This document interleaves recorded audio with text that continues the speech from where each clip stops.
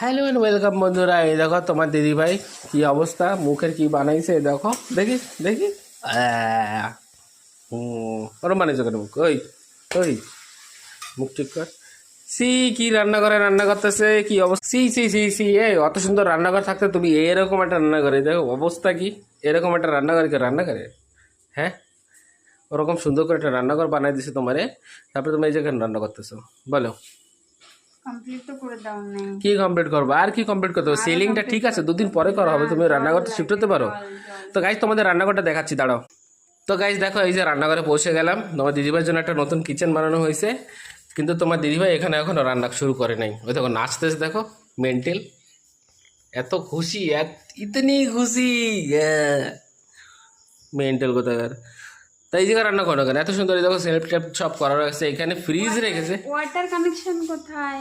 আরে ওয়াটার কানেকশনটা দুদিনের মধ্যে দিয়ে দেবো না, দুদিনের মধ্যে হয়ে যাবে কাজটা। তারপর তুমি কানেকশন কোথায়? সিলিংটা দেখো হয়নি করে তোমার দিদিভাই রান্নাঘরে ঢুকবে না, মানে যেন শপথ করেছে। এখানে ফ্রিজ রেখেছে কিন্তু নিজের কিচেনের আইটেম রাখেনি। এমন করলে হয় বলো?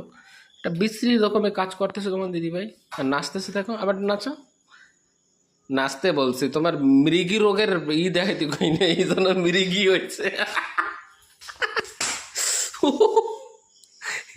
Mental, mental. কি কি কি? সেটা তো ভালো না।